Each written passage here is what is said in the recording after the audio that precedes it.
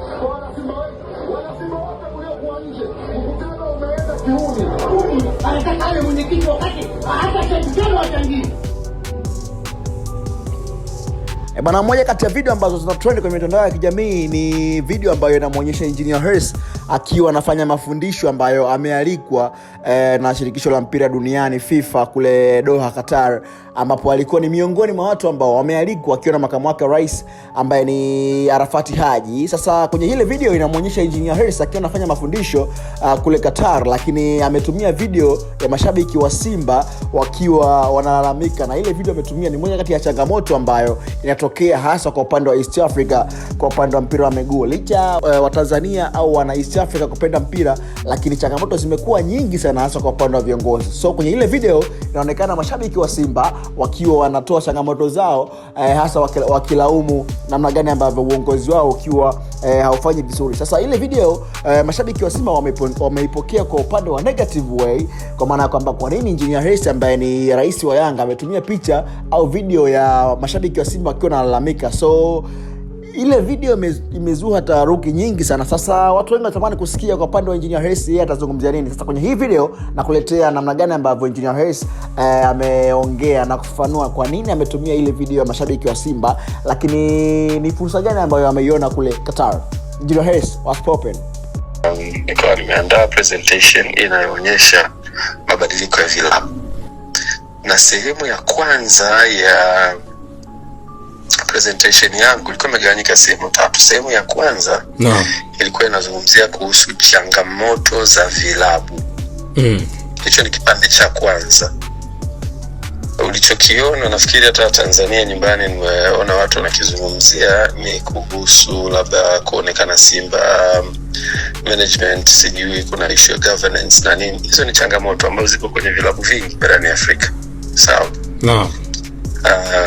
Kwa hivyo nimeonyesha katika presentation yangu changamoto zinazohusu vilabu barani Afrika.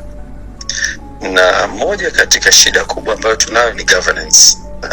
Hiyo ni shida kubwa. Na pia tuna shida ya miundombinu. Tuna shida ya sponsorships. Tuna shida ya football development. Shida ziko nyingi kwa ukubwa wake. Kwa hivyo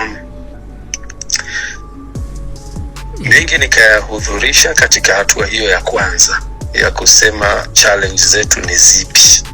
Sawa? Ningeweza kutumia mfano wa klabu yote tu, lakini hatuwezi kukimbia ukweli wa kwamba tuna changamoto ya leadership kwenye vilabu vyetu barani Afrika.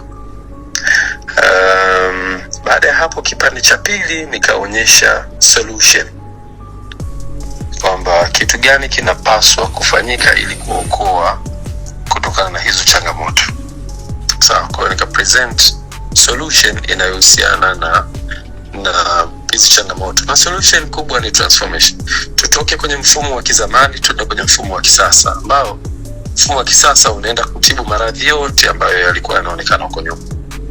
Na presentation yangu kipande cha tatu ni kuonyesha success story ya Club Young Africans, ambayo baada ya kufanya mabadiliko yake na kuyapitisha kwenye tiba mwaka 2021 tarehe 14 Disemba, imeanza kuona matunda ya mabadiliko hayo kwenye Club ya Young Africans. Kwa hiyo kipande cha tatu cha presentation kikaonyesha success story ya Young Africans. Yanga wakati akijafanya mabadiliko tulikuwa tunapata mapato yanayotokana na wanachama ya kiasi cha shilingi milioni 10 kwa mwaka. Lakini leo tunazungumzia 1.3, 1.4 kwa mwaka. Maana yake mfumo umetibu fan engagement process ambayo sisi tunaiona kabisa Tanzania na Afrika nzima ina potential ya mashabiki, lakini kama hakuna mfumo unaoweza kuwafanya mashabiki wakalipa ada wakachangia klabu yao, huwezi kufanikiwa. Kwa hiyo hayo ni matunda ya transformation ambayo Yanga ilipata. Katoa mfano wa pili wa sponsorship. Yanga wakati ule ilikuwa na wadhamini 3, leo ina wadhamini ambao katika baada ya transformation wa kila namna. Tuna betting company ambayo imeendelea kuwepo, tuna media ambazo Azam wanatudhamini, tuna tourism, tuna visit Zanzibar, tunayo makampuni mbalimbali ya automobile. Tuna kampuni inaitwa Karimjee ambayo kupitia pikipiki zake za Hero tulikuwa tunafanya nao udhamini. Tumeweza kuvutia wadhamini wengi zaidi baada ya kuwa na mfumo sahihi.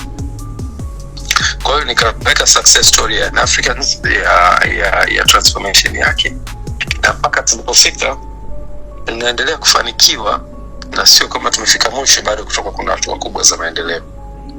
Kwa hiyo ndio ilikuwa story fupi ya kuhusiana na ile tukio la jana.